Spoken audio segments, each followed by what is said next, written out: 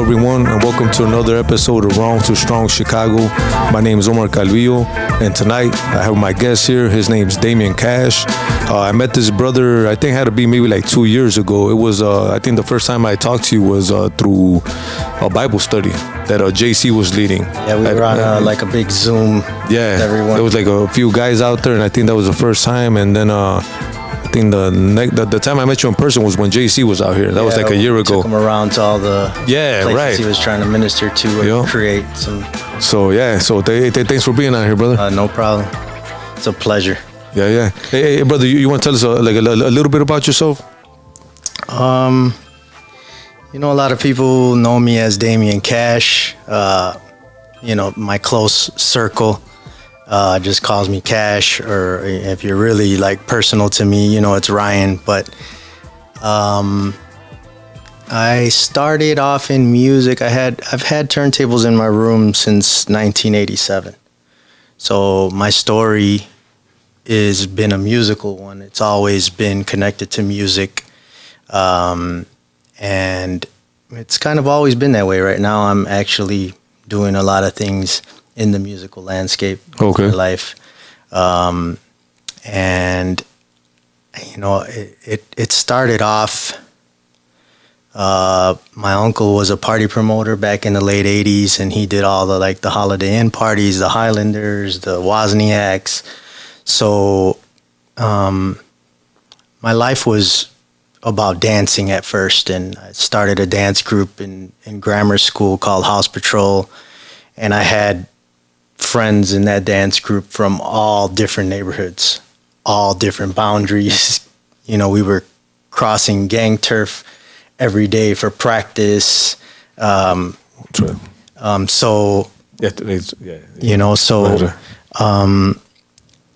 was challenging when you have, the Gage Park community, first of all, which was where I was raised on 56 in Troy. Gage Park is 49th to 59th, and then like Levitt to like Central Park. So within that, you're talking about dozens of gangs. So they're like landmines, right? You go, you cruise the neighborhood, you're passing one gang, passing another. So like gang life was prominent in the late 80s, and it was on the rise in the Gage Park neighborhood. And, big gangs took little gangs, party crews folded into gangs as well. And party crews were like dance groups back in the day. So unbeknownst to me, when I started my dance group, we were up against people who would then end up in turn being folded into gangs, from devious ones to guest boys to majestic party crews to, you name it. The gangs kind of had an overpowering hold on the neighborhood. Yeah. So I knew what it was. I knew what time it was. I knew what kind of surroundings I was in. So I kind of learned to navigate that on a day-to-day basis. Although I wasn't in a gang and really wasn't about the street life. It really wasn't until like the neighborhood started to change. When we first moved into the neighborhood, it was more of a racist thing. We were like the first Mexicans, or a handful of Mexicans that were in the neighborhood. So what year was this when you guys moved? This was 85. Okay. So, we tried to get into St. Gall, which was a Catholic school. They said there's a long list, and unless you know somebody, you're not getting in this school. So our parents put us into Tonti, and then Tonti. Oh, is that a Chicago public school? Yeah, that's a CPS, a public school. Yeah. And we went into Tonti, and we did CCD, which was like catechism school on Wednesdays at St. Gall. And then after grammar school, we went to high school. Gotcha. So high school, I went to Gage Park, which was another, learning lesson for me, because then we had a high school that was, catering to a Black demographic and a whole nother race of like gangs. And so it was a melting pot of like east of the high school was all Hispanics going to that high school. And then west of that high school was all like African Americans. Right. So learning how to navigate the world of gangs and politics kind of became like a specialty for me, because I didn't want to join a gang. It wasn't like my thing, but being able to be around different neighborhoods and be cool with everybody is kind of time consuming. No, yeah. I'm sure that you had to develop some skills. I'm thinking maybe some communication or just relational skills there, right? So, having that gift of gab and being able to get along with everybody and talk with everybody, that I think that sprung from the like wide range of cultures and gangs and politics in my neighborhood. I mean, I went to school with a lot of like vice lords and kings, and there were some folks there, but most of my friends and affiliates were like vice lords and kings, which kind of got along. And then that became a race thing in high school at one point or another. But party scene. So even though they got along, let's say like the kings and vice lords, they could go against each other just because of race? Because of race, But, we're talking about more simpler times, like late 80s, early 90s. So all of this is kind of like in the DNA of who I am and how I was able to kind of navigate the streets the way that I did. Right. Because I've been around a lot of different big drug guys, street guys, leaders of gangs.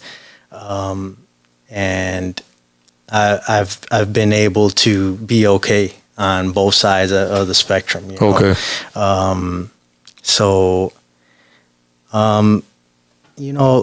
Having turntables in my room all my life, that kind of led me to like my first job, which was like working at a music store in the Discount Mall. So then I was over in Little Village, and then that's when the love of like coming out with mixtapes came about. What age was this when you were at the Discount Mall? So during high school, I was in like a work program. So I worked at a bank all through high school and like my late teens. Okay. So I want to say around 19 to 20, I decided that I wasn't going to work for corporate America, and I wanted to go do what I love to do, which was music. So I just opted for a job in music. And that came in the form of working at the Discount Mall, manning a stand. And then I saw all the DJs at the time, making mixtapes, and I said, that's what I want to do. I want to do that. Gotcha. And then I created a formula. Could I ask you something? Like going back to when you were young, like did your parents bought you those turntables? Like did they, or how did that come about? My uncle was more of the financier because he was doing parties and the atmosphere. First, he bought me some cheap turntables, and he was like, all right, well, let me see what you do with those. Okay. And I had like some direct drive turntables hooked up to like a speaker box, like radio. And when that all, he saw that I took it serious and I was like taking care of it and really pursuing it, and begging him to, and then came the 1200s. So he was kind of like the driving force behind like my music passion and career, because he understood it. He threw parties, and all his friends were creatives and DJs, and he himself was an artist and drew and did graffiti and all of that. So you're talking like all the elements, hip hop. And so you're watching and absorbing all this. I'm like a sponge. I'm in coat rooms. I'm a little squirt, in parties that I shouldn't even be in. Just like, wow, this is it. This is what I want to do. This is what I love. So that's like my first true love, my first passion was music. To the point that, I was infatuated with it, and I had to find a way to make money within it. Right. And that's where mixtapes came. Yeah. When I did mixtapes, the stakes were high. I started with like a freestyle tape, which wasn't even my genre. And I had to learn where all the stores were. So I built it like Lego blocks, right? One store at a time. And then before I knew it, I would run from one side of the city to the other and bump into stores and more stores and more stores and more stores. And then music started to change, and then CDs came and went. So I had like a 2-3 year run of like just figuring music out as it changed and as Yeah. it went along. you How, know? how long did it take you to make one? Let's say I know you DJ, you created, Yeah. like to make it, to make the copies, and to finally get it like to the stores, like just for one. Well, it was a learning curve, right? I tried to make my first mixes, and then I was like, man, by the time I made it, it was like took me forever to put the mix together. Then I had to have somebody make the covers, and then I had to go get it duplicated, and then I had to go out there with the box and go sell it, right? Right. So I said, yeah, no, this ain't gonna work. I'm gonna hire people, and I'm gonna basically pay for masters, like, you know. So I started paying DJs to make the mixes. And then, okay. Yeah, so my first DJ that I actually hired was Mario Smoking Diaz from the WBMX. Okay, no way. Like smoking, hot, what do they call it? The Hot Mix 5. Okay, yeah, right. That's in the 80s, right? Yeah, so he did my first freestyle mix, and I put a different DJ name, an alias name, and from there, I just was like, okay, this is the formula. There was no Damien Cash. It was just like, I think I went under the name DJ Angel, so it was like Broken Dreams, Amor Eterno, and just like hard house mixes, freestyle mixes, and then from there I transitioned over to like ghetto house, which was booming, and I could sell that in both ethnic backgrounds. Okay, neighborhoods. yeah, I could yeah. go to the black neighborhoods and sell it, and I could go to the Hispanic neighborhoods and sell it. But I built up steam quickly, and then I started to get into the rap mixes, and rap came in, and then CDs came, and from there, I caught a really big name for myself, putting everything under the Damien Cash thing, and I just started flooding it with mixtapes and hitting the scene hard, and I started to make really good money, started to ship to like 13, 14 different states, and that's when things got serious with like copyright infringement and racketeering charges, and and Now, when you mentioned copyright, that's just from using people's music and putting it together without the license. Okay. So that's illegal, and then that became an illegal product. And then when you take that product and you cross state lines with it, then you're committing a whole nother thing, and they just roll it all into like, they like to build a case out of things. So I was like, wow, and then it got me in the crowds. I was selling CDs to like all the big time guys with the nice cars. I would be up and down 26th Street, walking through 26th Street in Sawyer, like posting up with mixtapes and selling mixtapes to people in nice directly cars. you out there, just straight up like $10 a whop for the CD, and and then I started to get a name for myself, and that's literally how I met like some of like the biggest drug dealers of our time. Like I met the twins like that at the Shell gas station, like just by giving them a CD, them my CDs, and get out of here. Selling them my CDs. I met Cato like that. I sold him my CDs, and he knew of me, knew of my CDs, and then we met later on other jobs, Gotcha.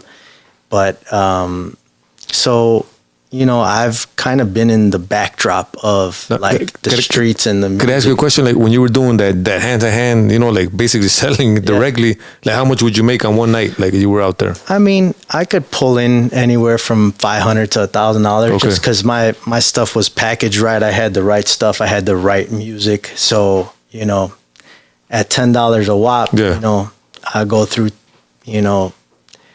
25, 50 CDs really quick, and you know how 26th Street used to be back in the day. It was a non-cruising zone, but we cruised. That's all people did was cruise.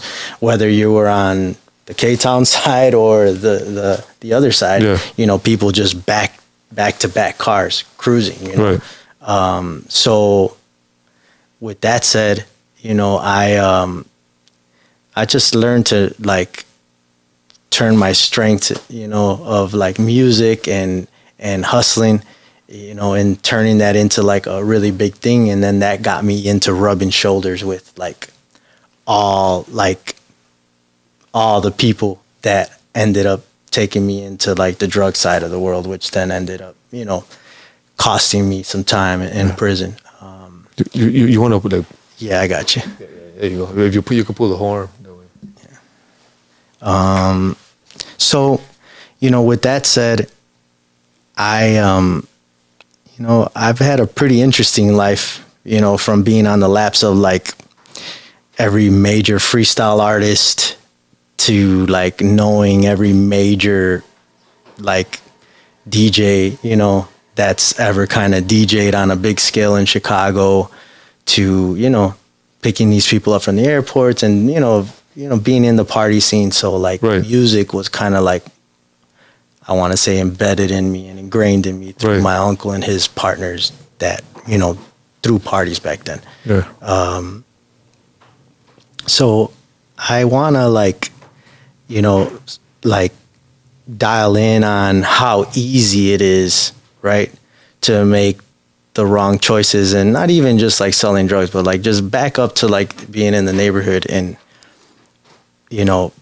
being able to the choice of joining up to like 12 different gangs. Every block you go to, there's somebody there that can be like, hey, you're our brother. We can, come band with us, So any kid that's in like a broken home or a situation where the father's not there or he's working 80 hours like most of our fathers were at around those times. Now, can I ask you about your parents? Was it like that? How was your upbringing as far as like your home? I grew up in in turmoil. My parents were off and on, although they loved us very much. And, my father was a great provider. He really wasn't there. He worked hard to maintain the household. And then my mom was pulling her hair out with 3 boys that were, we weren't bad in the sense of like doing bad things, but 3 boys wreak havoc on any situation, whether it's breaking furniture, breaking electronics, or just, getting into mischief. And you got a team like that. You and your brothers. That's how it was. It was well back then. It was 33 brothers, and then later on I got another brother and a sister. But trust me, I know for sure. Good. So, I don't. I've made my peace with it. My parents fought a lot. My dad drunk a lot. And you see things, you hear things, and I've made my peace with it. I don't really blame them for anything. They did the best that they could with the resources that they had and the know-how that they had of like teaching us what they could the best to their abilities, right? So I've made my peace with that and just realized like, a lot of children have effed up, upbringings and very, very traumatic ones at that, I lived in another country for whatever reason. My parents split up and I went to another country. Oh yeah, for how long? I lived in Ecuador for 2 years. Oh yeah? So that was like culture shock for me, right? Now, are both your parents from over there? Or? No, my father was from Cuernavaca, Mexico. Okay. He's a war veteran and everything, so he's more of an American than like true like blue Mexican. He was like an Americanized version of a Mexican. No, war veteran was like. He went to Korea. Oh, Korea, yeah. My dad was a lot older than my mom, so he traveled the world and was stationed everywhere. So he was very well spoken, which I attribute my my aptitude of vocabulary comes from my father. He would teach us big words. One of the things that I remember most was like he'd just use basic situations at home as like tools to try to teach us big words, and we'd be like, huh, what was that? It's like, go look it up, and we had a dictionary. Oh, no way. So he'll make you go find out what it means. He'll say it, and then you got to figure it out. One word that sticks out to me was like cacophony, right? Like, ooh, what's cacophony? Or was like, stop making all that cacophony. Is like, it's noise, right? Oh, no way. Unorganized noise. I never knew that. So unorganized noise, like just cacophony. Disruptive noise. I'll go upstairs and tell my kids that when we're done, man. Right. So you learn to take what good, and you looking back in retrospect, you're like, my father is why I speak the way that I speak. Gotcha. Because I had conversations with him. He taught me a little bit about cars. He was a mechanic by trade. He was a slip maintainer, hardworking man. So I know my way around a car. I could, change things if I need to change things. But that just wasn't like my thing. Right? Oh, right, right. But rest in peace to my father. I lost him right before I went to prison in 2017. He died June 1st, I want to say. And, it was hard. Not really hard, but my father was battling Alzheimer's at the time, and he didn't really know what's going on. So I really didn't have my father to just lean on and say, hey, I'm about to go to prison. I had to like kind of ask him, feel him out and see if he understood. And he just looked at me. He held my hand and squeezed my hand really hard. But, you're in and out when when you have Alzheimer's. So, it was bittersweet because in one end, I was like, man, I don't have to explain something this hard to my father. He doesn't need to know, like, I let him down or his son is, a screw up. And, so on that side, I got off the hook. I got you. But on the other side of it, he, I didn't get to just lean on my father and as a male and say, hey, look, I've made these mistakes and, what can you tell me? What do you got for me? As a son, you lean to your father, you go to your father, and it's like, they're everything to you, right? But when you're dealing with Alzheimer's or dementia, there's like that shell of a person, and that's what I was dealing with. So I didn't even really get to grieve the loss of him when I went away, because a couple months later I turned myself in after he passed away. So I kind of, have been going through a lot mentally and mental health wise, like trying to heal. You get back and the obvious is like, oh, you're divorced, you don't have a wife, you don't have money anymore, you don't have none of the things that you used to have anymore. Those are like the obvious and the things that people like to focus on. But, the deeper scars are those quiet, silent ones that only you and God really know. Like, hey, I don't have my father anymore. Will you be my father, right? I just recently got baptized. Okay. And I find a lot of solace in that, in knowing that my father's up there with him, and I can have a relationship with him through following Jesus. And so those have kind of been like my sticking points, or like the things that have been hardest to get past. Coming back home. If you don't mind me asking you, I know you already like. Would you mind sharing like what led to that? I know you mentioned like a few things you mentioned, and like right now, like marriage, being married, and then going in. I don't know if you don't, maybe not in detail, but whatever you want to share. Like, what was going on like right before that led to all this? I guess. Well, I had really high profile friends that were in the drug trade, so I kind of inherited it. Although, I didn't get rolled into some of the cases that they were involved in and stuff. I dodged bullets, like I missed it by like hair, right?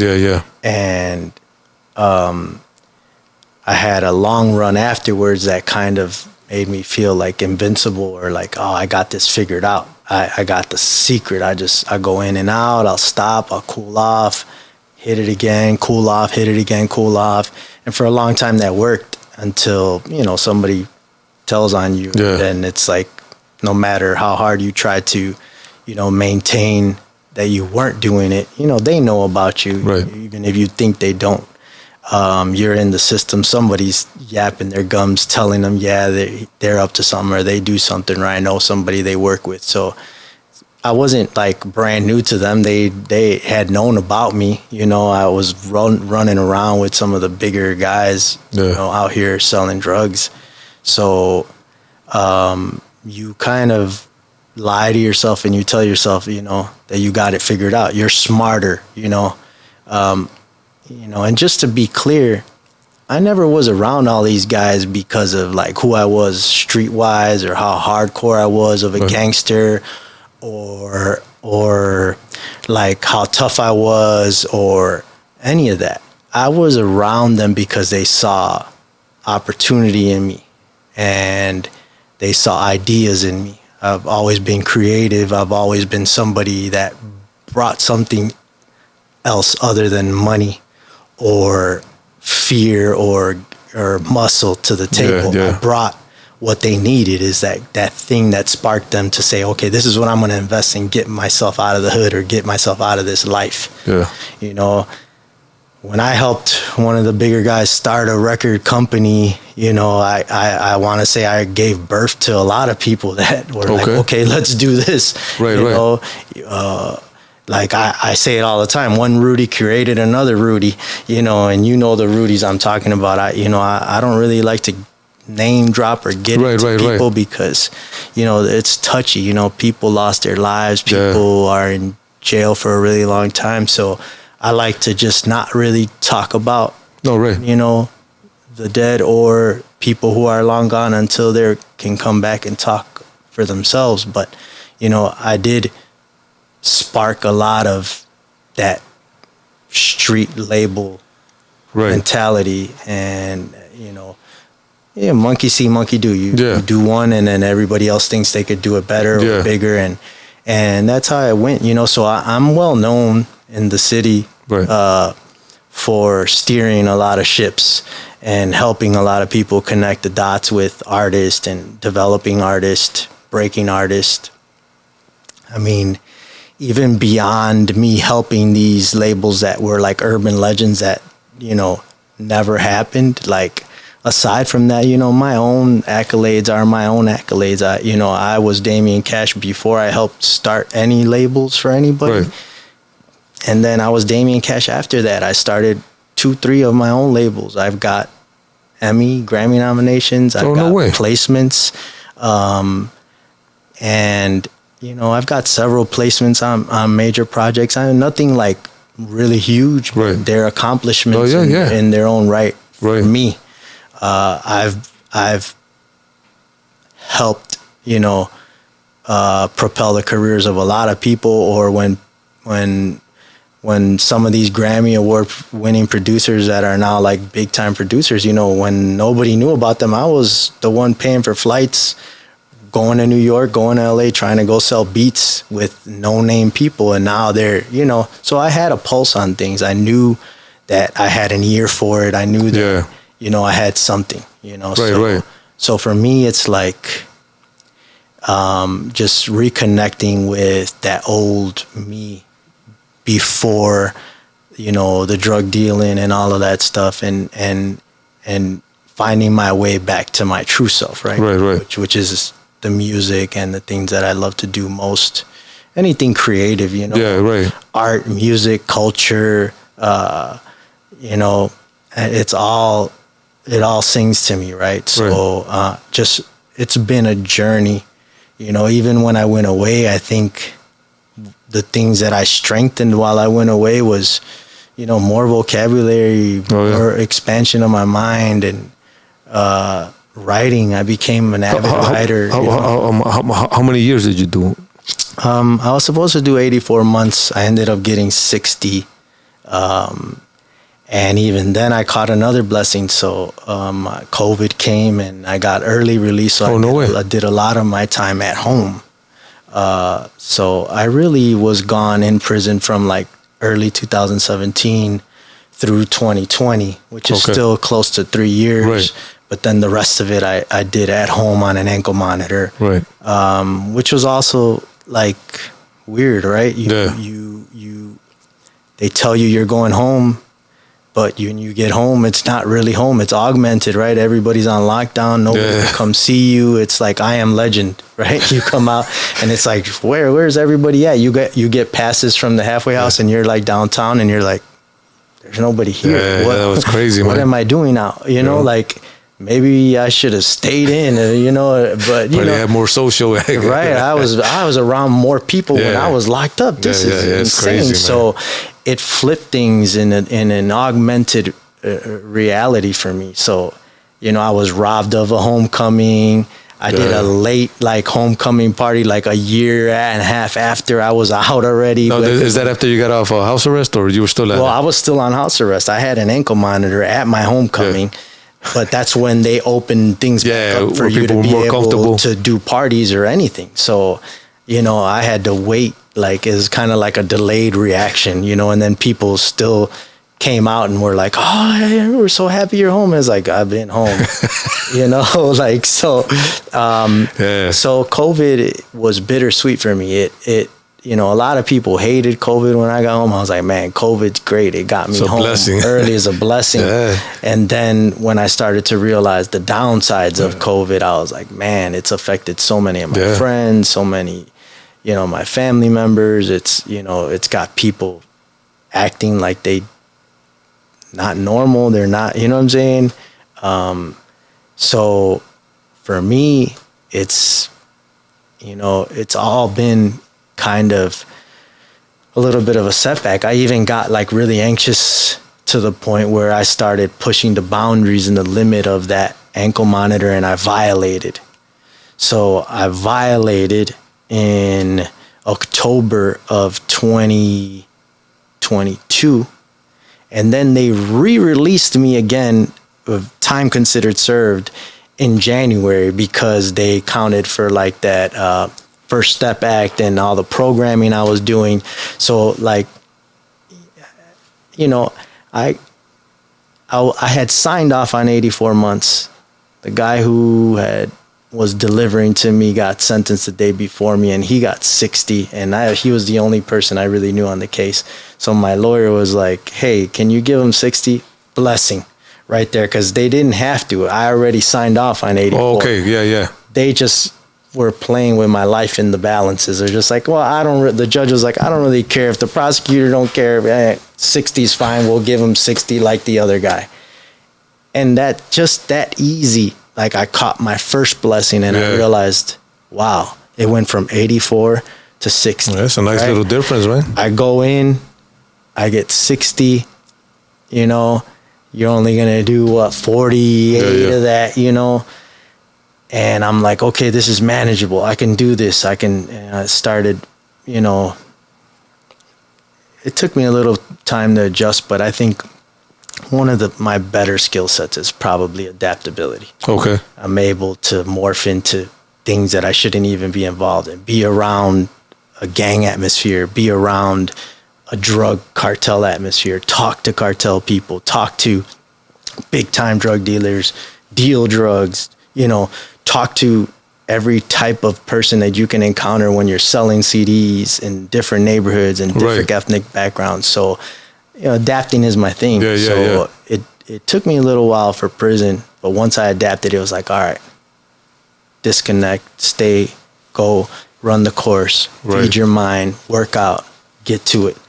And that's when my time really started to go. When I was first fighting it, and I had 1 foot in, 1 foot out, and I had a cell phone, I was desperately trying to connect with back home. And you had a cell phone? Well, yeah, I went to a camp first. So at camp, like, phones are everywhere. Oh, yeah? They're like one in every cell, pretty much. Okay.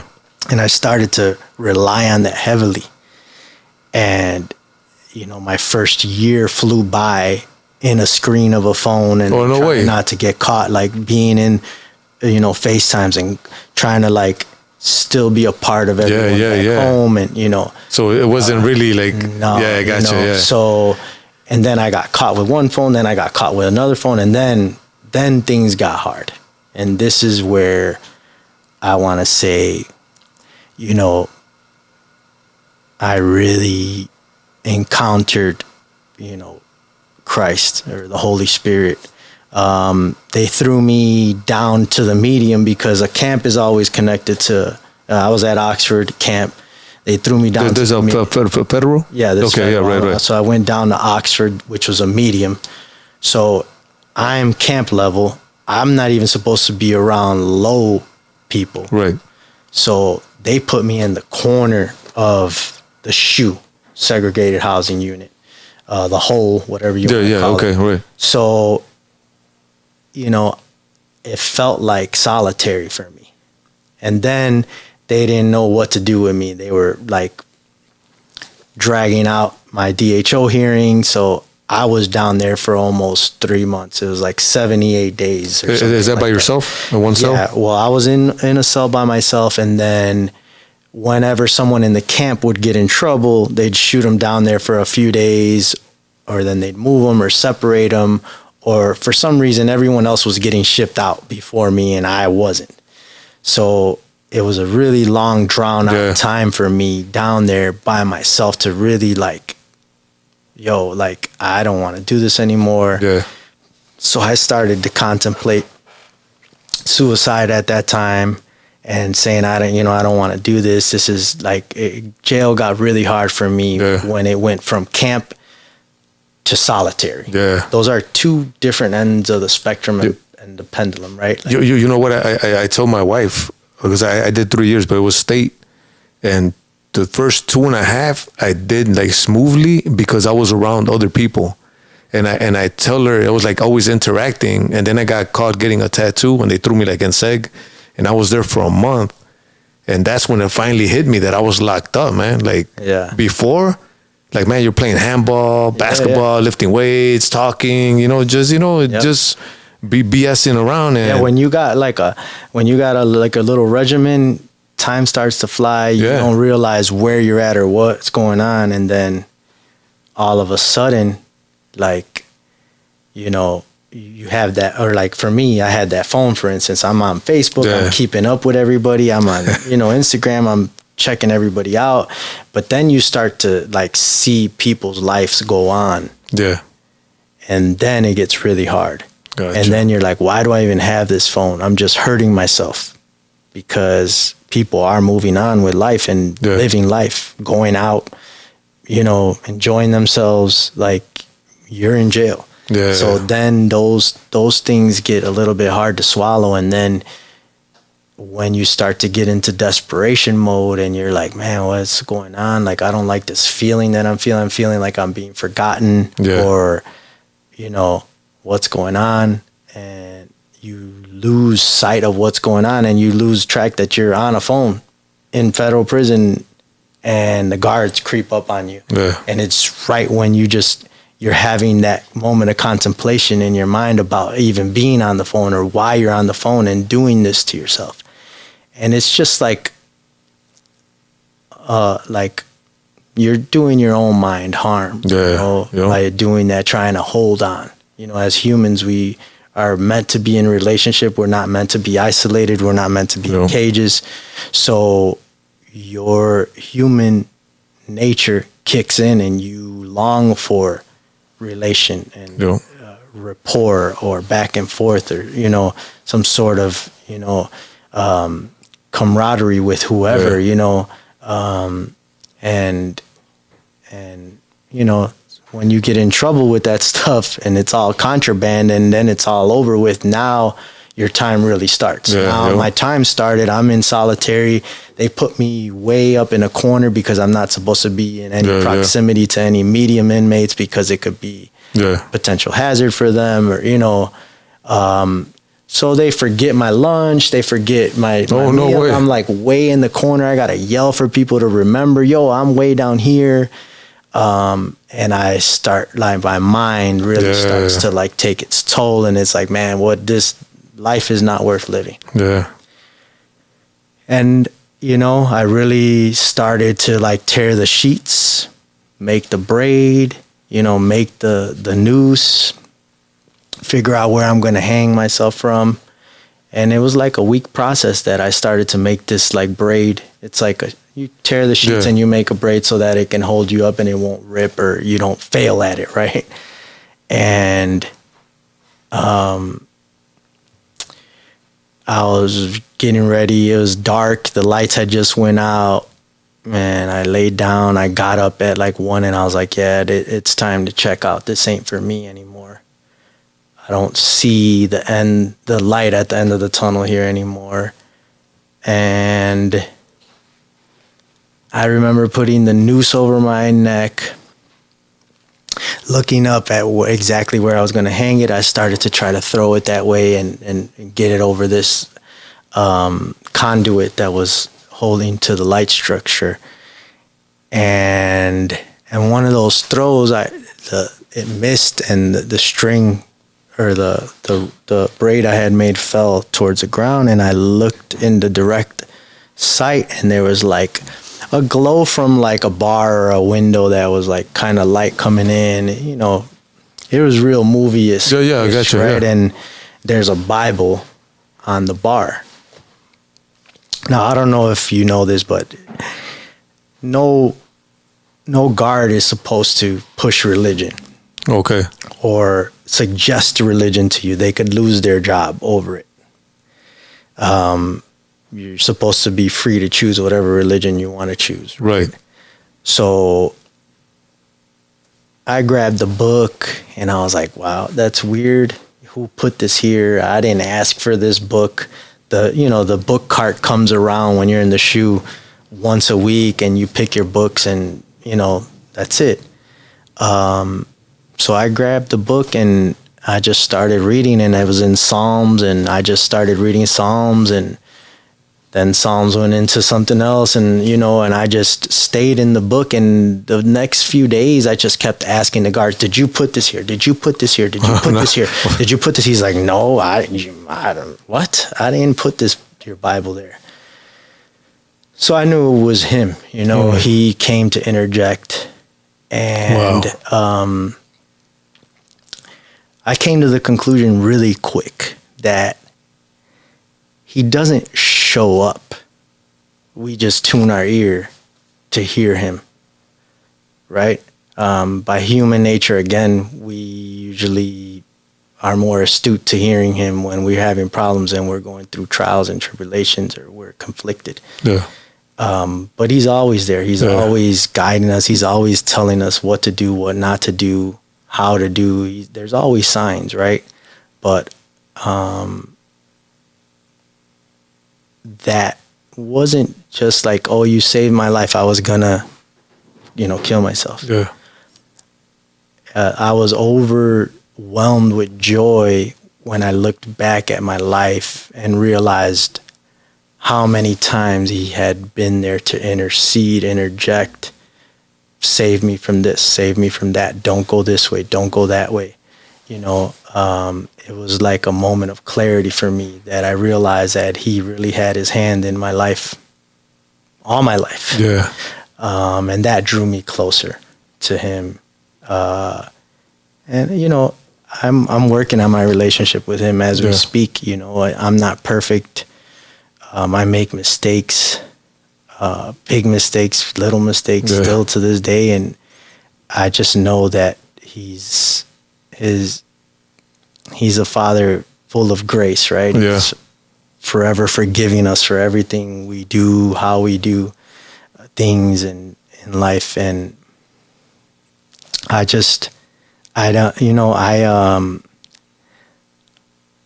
happy, to be here on the show with you, talking about this, and hopefully helping someone that's, doesn't have a relationship with right. him. And you don't have to have it all together. You can go to him broken, with none of it figured out, and he's gonna fix it. You don't have to be, have it all together or be fixed. He's gonna help you walk in his way little by little, and before you know it, you'll be healed of all the things that are, have happened to you in your life, or that you're having trouble healing from. So that after that moment, the Bible, did that thought leave you? Like, it never crossed your mind again, like to end it? No, I had several traumatic things happen to me after that. I got my divorce papers served to me in prison. I lost some friends while I was in there, some to COVID, and some, like that were out here in the world that I found out, my brother got shot while I was in there, and I thought I was going to lose him. My mom was getting sick. I thought I was going to lose her. So I was going through a lot of things in prison that could have pushed me further than that. But I feel like once I realized that that's not the path he wanted for me, Right. that I realized that that thought should never be an option for me Gotcha. down the way, Yeah. when things get hard, because I know that, you know, he loves me and he's there and his hand is there. So, you know, knowing like that Bible, I think just symbolizes like his hand forever on those bars or around my life. Like, I feel like he was letting me know, like, I'm here all the time. Yeah. You just have to talk to me. You have to walk with me, and we'll figure it out together. Yeah, definitely, man. So, you know, I'm blessed in many ways. You know, I got home, I had street debts with people, like even JC, we've talked about it on his podcast, you know, and, you know, God figured all of those relationships out for me. The people that he wanted in my life to be a part of my life, you know, he was intervening in all of those things. Like, you know, what am I going to say to this guy? He's a killer. He's tough. Yeah. You know, he's going to want his money. Like, what do I say? But I knew that when I got home that I had to clear the air with whoever I had things with. And I believe the Holy Spirit and God, and he guided me through a lot of those things. And it all just panned out for the better, you know, like my relationship with JC's way stronger than it ever was because he came to me with love. He was one of the first people to send me money, like when I didn't have a penny to my name. And this is before that change happened with him, right? Or was it after? It was, you know, he was still like transitioning. Yeah, you know, right. He was early on in it, you know, he was still doing Wrong to Strong, the narco stories and all of that stuff, which is why I came on his show. But he had God in his heart and he knew where he was heading. And it started, I think it kind of sparked things actually just to be like that forgiving and walk in his way and say, oh, you know, forget that. I just value that you're my brother and I'm able to talk to you and you're alive. Yeah. And I value you as a person. Yeah. So, you know, that also, you know, let me know that he was real because we've done things, you know, like we've been on the street together. So we've seen each other, we've witnessed each other do things that are, you know, way out of line, way out of character, way against humanity. And to see the change in him is like real, you know, like just be like, yo, this is the same guy I used to hit the streets with, you know, mask up with, Glock up with, let's go do this, do that, you know, lay some people down and steal some things or whatever we got into for that moment, which was all wrong, right? You know, brought us to that moment where you know, we had that realization, like God is real. He can change the hardest of us, the toughest of us. He could change. Amen. So that's, you know, another like notch on, like, you know, knowing that he's real. Yeah. You know? So, you know, I JC has been a blessing for me because he's been like my rails, right? My guide, like watching him, you know, I see myself starting to go in that direction, and I reserve my time for church on Sundays. I don't let nobody get in the way of that. Whatever's going on in my life that's worldly, it doesn't matter. If I'm still posting raps, like, you know, sometimes I'll post things and I'll tag JC and it's got curses. It's got a curse. Take it out. I'm like, all right, I got you. I'll take it down. Untag me. Or untag them or repost it with a better song. It's just like, it's all growth, right? Yeah, for sure. And going through that walk with him, you know. So I just, you know, I'm grateful for the people that God's starting to align my life with and put back in my life. And, you know, even us connecting again and saying, hey, why don't you know, do the show? Like, it wasn't even in my mind because, you know, I'm podcasting music people, you know, and it's worldly music. Right. So, you know, my podcast, you know, at first I was going to do, you know, something where it was like Wrong to Strong, like narco inspired. Yeah. And then I was like, you know, that's not me anymore. I don't want to do that. I don't want to promote that. I don't want to be a part of that. I don't want to fuel that. I don't want to continue to talk about the past. So I'm like, let's talk about my music. Yeah. Let's talk about the past of who I really want to get back to being before this lifestyle wreaked havoc, you know, on me, you know. Right. So, well, what's the name of the podcast? It's Cash Talks. Okay. One of my really good close friends prior to me going away is director Will Gates, who's, you know, he's shot 15 episodes for Drugs Inc. He's got his own movies now. I just went to one of his premieres, and it's just amazing to see the growth in him. And, you know, he's somebody that I helped start in the biz, right? I gave him some of his first like BTS or behind the scenes breaks, and then, you know, he was always around and willing to help me, and that's full circle, right? Because now I got home and it's like, I don't know what to do or how to do it or how to start it without any money. And he's like, I got you, big bro. Like, you did a lot for me, you know. So that's another, like, you know, blessing from God, you know, to align me with people that are professional and can help me, you know, see my dream out or bring my dream to fruition, you know. And, you know, it's just been a learning thing, you know, little by little, you know, as I did a crash course and said, I'm going to film this first episode and I'm going to figure everything out around it as I upload it. Right. That's how I learned, you know. I got on, I don't know how many directories in less than a couple hours, and I was up in every single platform. And then my show gets on there and it ranks in Apple, and I'm like, okay. You know, and there's one episode, it's my first episode. I'm like, okay, I got something here. Let me like wash, rinse, repeat. Let me get set up to do this the right way. You know? So, you know, I know people are waiting and they're like, oh, well, he put out one episode. Well, where's he at? Like, you know, it was a the trailer. It was the prequel, the preview, right? So what do they call that when they make a show? It's the first one. I forget the name. There's a name, right?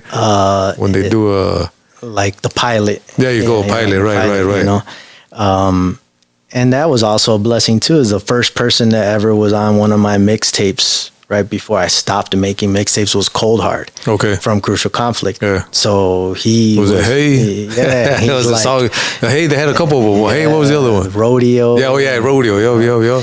And he was just like, I'm with you, brother. Let's do it. You know, he happened to be around Will Gates at where he films at. And does his work, and I was like, all right, let's get it, you know. And it was just love, and there was, you know, some people have to start off by paying people, and you know, when you're nothing and you don't have any following yet, and you're just starting out, it's like the hardest thing to get guests, right? You know, even in what we're doing here, right. You know, but I will say, like, I've got some pretty interesting things lined up, and I'm not gonna ruin anything, but. You know, my brother Will Gates, he contacts me on a daily basis, and he's like, let's do this. We got this. You got something here. Let's go. And he's also been helping me film a documentary style about like mixtapes and the mixtape era in Chicago. So that's kind of been a passion project of ours that we've been working on together, called The Death of the CD and the Mom and Pop. And that you put a little like trailer out of that, right? There's a trailer out of it. So, you know, we're hunting down a lot of people that are relevant to that story, and just, some people don't want to be found. Some people, when you do find them, it's like, you know, I'm not ready, or I don't want to be on camera. I don't want to talk about that stuff, you know, or they're scared, you know, you know, the rights, or the, you know, I don't know. You know. Yeah. So they're going to go back to what you mentioned, racketeering. Yeah, so it's like, you know, it's been a journey, like getting people, but just like tell them people are starting to come around. Tell them you blur their face, right? Man. Exactly. Do like Drugs Inc. Like blur the voice and everything. It's like nobody's gonna know who you are. it's over with. You know, Right. if they didn't catch you then, it's over with. I mean, nobody even sells CDs anymore. Like it's That'll be messed up to go, hey, what you in here for, man? Hey, selling CDs, man. Yeah. What's a CD, man? Right. So, you know, that's also another thing that my documentary is kind of about, is like the evolution of like the delivery of music, right? Yeah. I started off with tapes, then it went to CDs, and then CDs died, and it went to the aux cord, then it went to the iPod, and then it went to Napster and LimeWire, and then streaming just, you know, first it was download music, you know, for 99 cents and iTunes, and and then streaming just came and just killed everything. So this is crazy, man. Like, do you see like a timeline as far as like when, like releasing that, or like getting that finished really product now? I'm not in a rush to do it, just because little by little God is like making these people resurface that need to resurface, like key people, like the guys that owned all the lowrider shop in North Riverside, the Ford City, River Oaks, Gurney Mills, like they had a monopoly, right? Like I just bumped into that guy like 2 weeks ago. He's like, let's do it. No way. I'm down. I'm ready. I remember that. We got a lot to talk about, right? You know, and just, you know, all the people from the mega malls, hard to find those people. Discount mall, you know, I got a couple of stores, but, you know, a lot of those store owners are dead and gone. Right. So rest in peace. So we just got to tell it to the best of our ability through other accounts and other people. So I'm not in no rush to like release that. It's kind of like a little bit of like the beginning of my life, you know, my life's work. I like to, you know, talk about those things because I'm more proud of that than anything else in my life. It was the foundation of who I am and what led me to meet, you know, as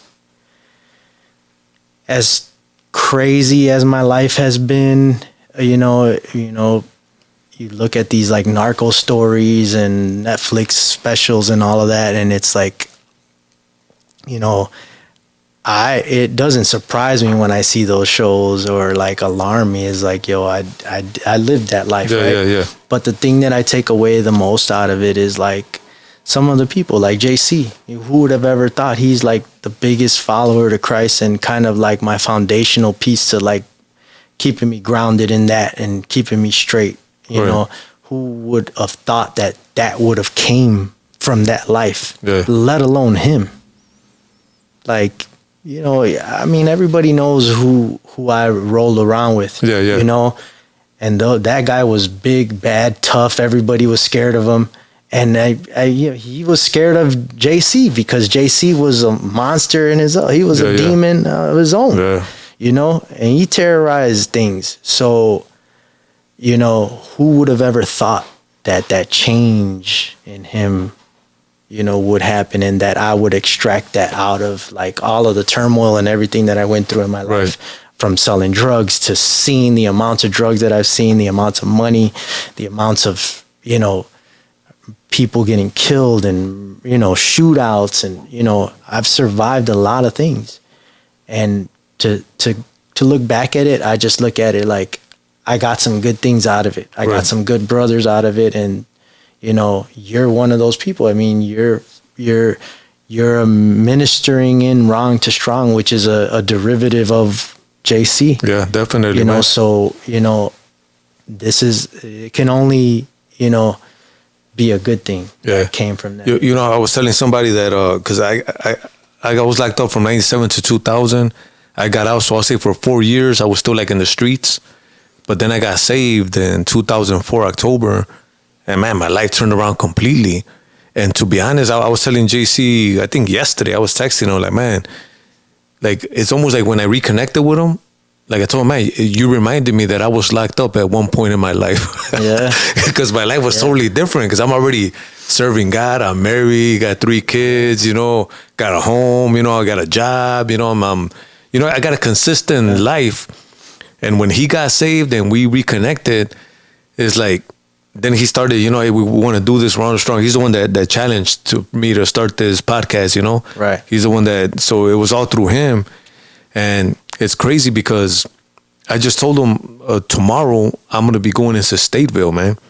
Oh, nice. So there's this a ministry. It's called Koinonia House Ministries, and they do prison ministry, Cook County, throughout the state and the country. They be going to was it Angola prison in Louisiana, Mississippi, and this ministry. They got their years in prison ministry. Yeah. So tomorrow, from 12 to 2, I'm gonna be going in there with them to Stateville, man. I haven't been in a prison since 2000. Wow. So, but like I was telling, going back to JC, it was only through him, man. You know what I'm saying? Like him switching, of course, God, you know. Right. But like I tell him, it takes somebody that surrenders, because God's not gonna overpower us and take control of our lives, because we could fight him. You know, he could want to use us, and we could go back, rebel, and disobey, you know, but through him, that's why I told him, through your obedience and through your surrender, it's almost like I told him he's a catalyst. Right. What God did in him is like a catalyst that got other people in motion. Yeah. And like me being one of them through this, and then tomorrow that, like I told him if it wasn't for you, and I'm going in there because of people that I connected through the podcast. People that I've interviewed, that, man, hey, I did some time, now I'm part of this ministry. Hey, you should interview this person. And then that person referring a woman to my wife that's part of that ministry. And then, hey, you know, I heard your testimony. It's all God's plan, man. You know, it's just funny, like how you said, like watching him made you remember, like, yo, I was locked up once, right? You know, when I look at him and I see him talking passionately about Christ and his relationship and where he's at in his journey, you know, I realize and I remember, like, yo, we ran the streets together. We did stuff together. And, you know, he's just, like you said, he's that catalyst. He's like the poster child for like what could be for change, right? Yeah. Change can come into anyone's life. But yeah, I mean, shout out to JC, man. Yeah, for sure. Our brother in Christ, man. Our brother, you know. Yes. We wouldn't be here if it wasn't for him. And you know, I'm grateful for the opportunity to come in and just talk a little bit about my life. You know, and life ain't easy, man. You know, we make mistakes all the time. We commit sins and things that we're ashamed of, and you know, we always run back and say, God, you know, I'm sorry. I didn't mean to do this. You know, it's not in my heart to hurt someone or deceive someone or be deceitful or make bad decisions. And, you know, we go day by day adding on to that. And I think it just fortifies our relationship with him, because he knows we're of the flesh. We're going to sin. We're going to make mistakes. We're going to be tempted. The devil's going to creep in. He's going to tempt us, especially when we're trying to establish our relationship and walk with him. You know, he comes on stronger. There's two sides to this thing, right? Oh yeah, definitely. That we're in, so we have to be aware of that.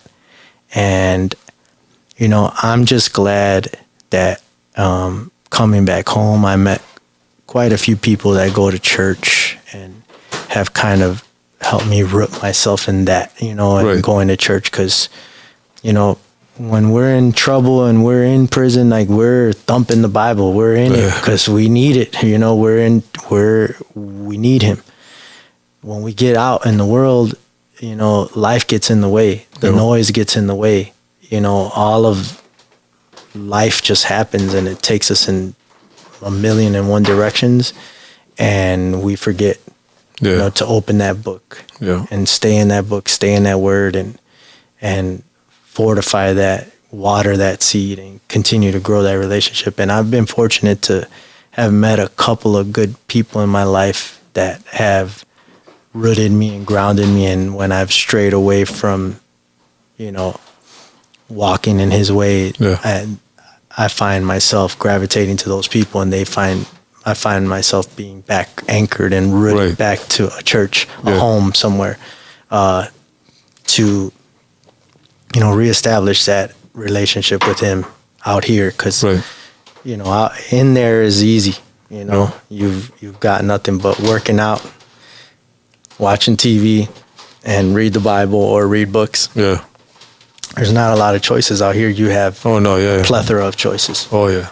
And, you know, that's what it's all about, I think, is just choosing him above all the other choices that we got out here to our disposal. You know? Gotcha. But, I mean, I don't know if you got any, you know. No, yeah. No, man, that's good. Everything you shared with that. I had a question, like, with all the creativity and everything, well, what do you see for yourself, maybe like in this upcoming season, or maybe what are some goals or vision that you have, like moving forward? I guess I've found the strength in this late age of mine to think about going back to college. Right. Okay. I took a digital online course, and at first I was panicking, trying to figure out how I was gonna retain and learn things. At this late an age, you know, our brains just work differently. Right? My cousin said, man, in order to memorize something, he's got to delete precious family moments. You know? Right. Yeah, you got to make it fun. It's old. He said, I don't got no USB plug up here, man. So, I'm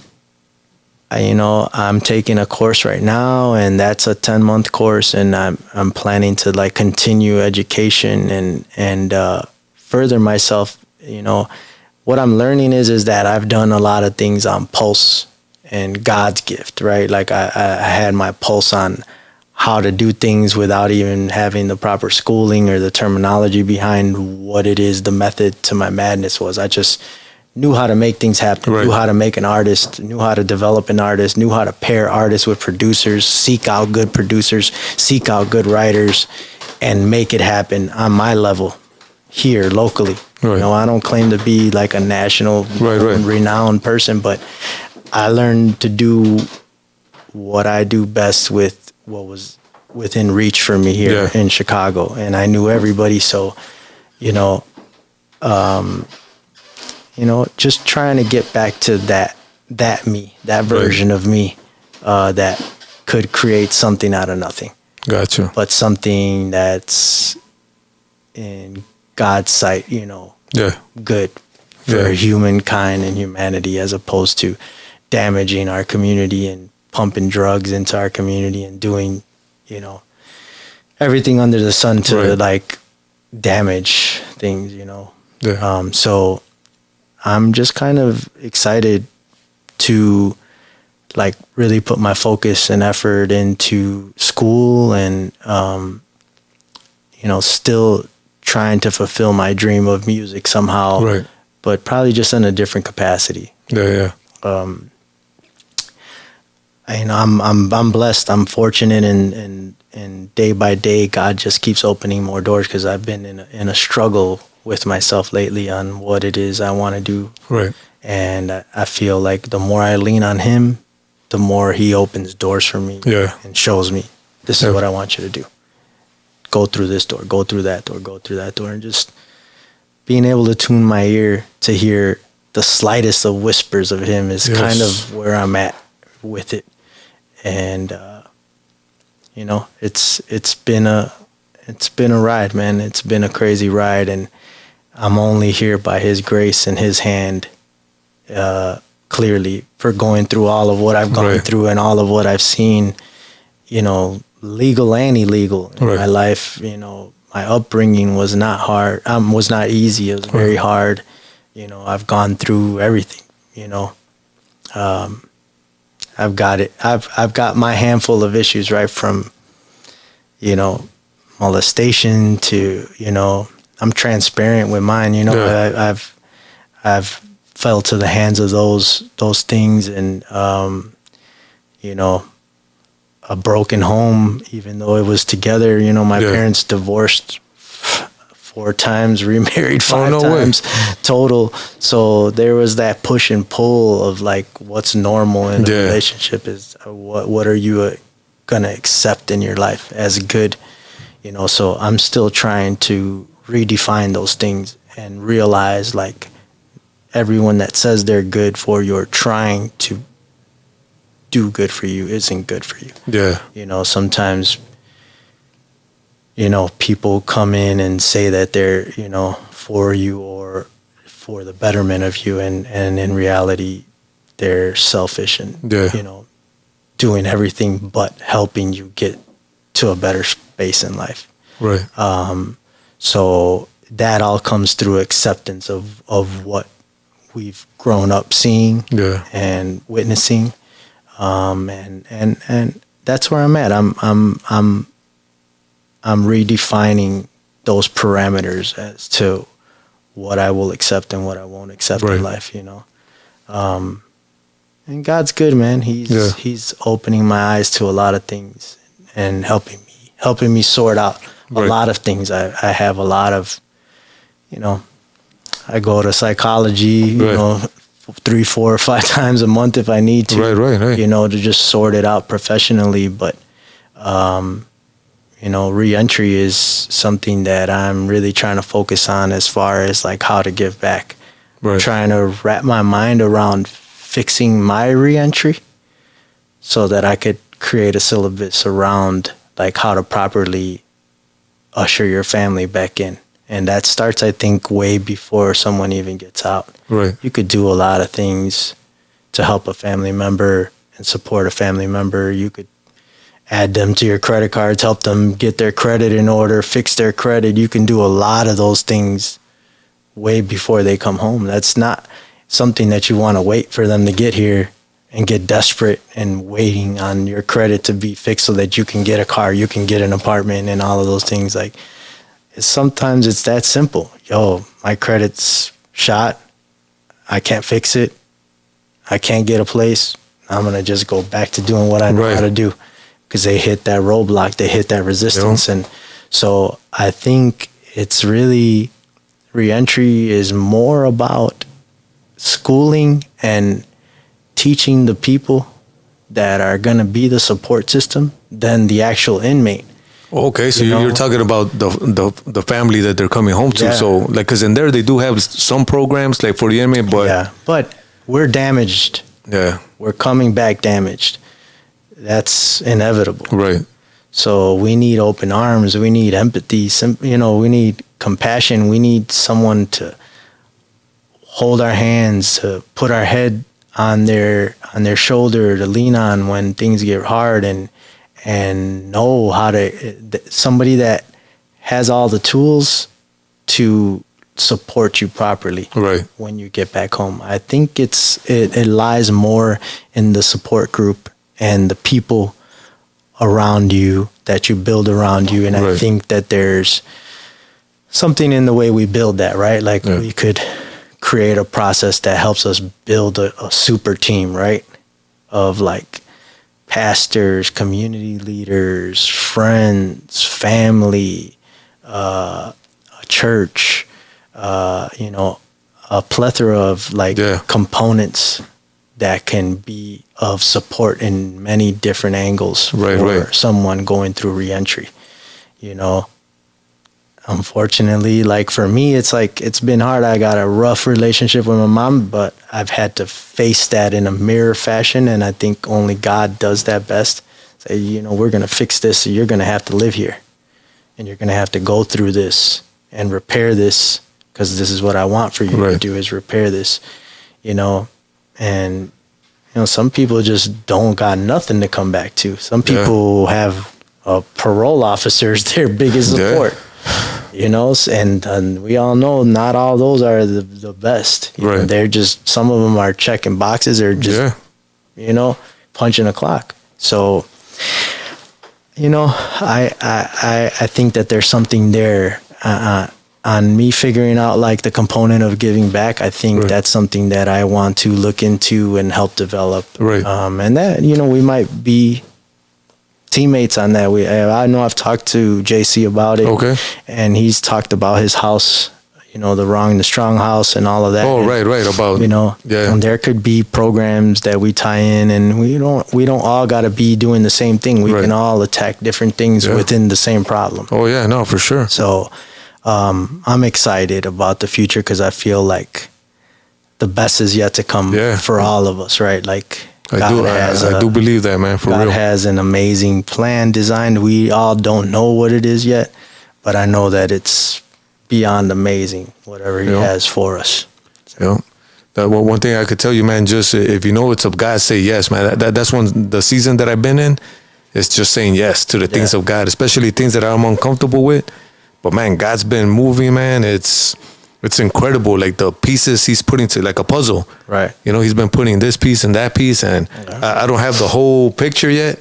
Yeah. But it's good, man. It's good and getting better, man. It's one of those big puzzles that you can't really see it coming together yet. You know, it's just you got this corner going over here, this corner over here. The center is kind of coming together, but you can't really see it. You know what's the picture on the box, but you can't see it, how you're gonna put it all together yet. But it's gonna get there. So, but God's doing something great, man. Hey, usually I ask everybody that comes on here if they could close us out, maybe a final word and then a prayer. Okay. Anything you want to say, and then if you could pray us out. You know? I think where I'm at in my life, I think the word love is probably in the Bible more than any word. I can't remember the exact number, but it's in the 500 range, somewhere around there. So I think, lead with love, right? Everything that you do, lead with love. Love people and treat people the way you want to be treated. And I think, everyone thinks about how many commandments there is to like keep into account, to like be walking right in God. But I can assure you that if you just work on the first two, which is like love Him above everything and love everyone else the way you want to be loved, all the other ones kind of fall into place. Yes. Based upon those two. So I think, love is really the way. God wants us to love each other and treat each other well. So that's really my message, man, is just lead with love. Amen. Yeah. Amen. That's good. You want to close out in a prayer, brother? Sure.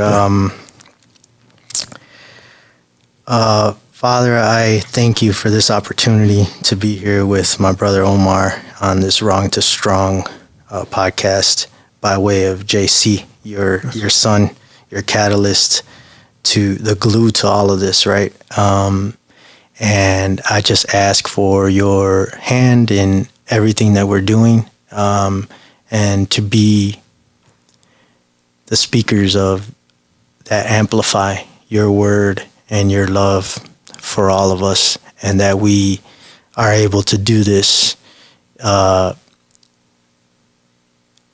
a way that favors you, in a way that you're happy with, and in harmony with your word and your book, and that you protect all of us from the world and the other forces at hand, and that you protect all of our families involved with us, that support us, that see the good in us, that see the change in us, and all of the people that have supported us, walking in the wrong to strong pattern, right? Like coming from prison or just doing wrong and then changing your life to something strong and good and positive. I ask that you bless every last one of those people that have seen the good in us after the wrong. And I just, I want to say thank you. And I'm grateful for you having your hand in my life. And if it wasn't for your hand in my life, I would not be here right now, as I've just told the story of, wanting to end myself, as some of us do in the world. And I'm grateful, I'm thankful for you interceding and interjecting, and that I'm able to be here to fulfill who you have me destined to be. Thank you, Father, and I'm grateful for everything that you're doing in my life, and touch anyone who's watching this through my words, that's maybe on the fence about what it is that they're doing, and just let them know that there's a better way, and they don't have to have it all together. They can just come to you and put all their mess on the table with you, and that you'll help them. You'll walk them through, and you'll get them to where we all want to get to, and that's with you in heaven. Thank you. Yes. Man, thank you for that prayer. Hey, brother, you know what? Could you share what was the name of the podcast again, and where could people find it? I'm on all major platforms, and it's under Cash Talks with an S. So I'm on your favorite, all Spotify, iTunes, Google, you name it. I'm in like 15 different directories of podcasts. I tried to make it accessible to everyone, if you're looking for me, I'm at Cash Talks _ you listen on Instagram, and just follow me there. And I'm pretty vocal and pretty posty about everything I got going on. So you find me there, you'll find a little bit of everything there. Amen. All right, brother, man. Thank you for joining us. Thank you for sharing that story, man. And I know it's going to touch many, man. Thank you for having me. Thank you for your time, brother. And with that, we're going to get ready to close out. I just want to thank my guest, Damien Cash, for being in here. And thank you guys for listening to another episode of Wrong Strong Chicago. Matthew 4:16 reads, "The people who sat in darkness have seen a great light. And upon those who sat in the region and shadow of death, light has dawned." My name is Omar Calvillo. I am Wrong to Strong.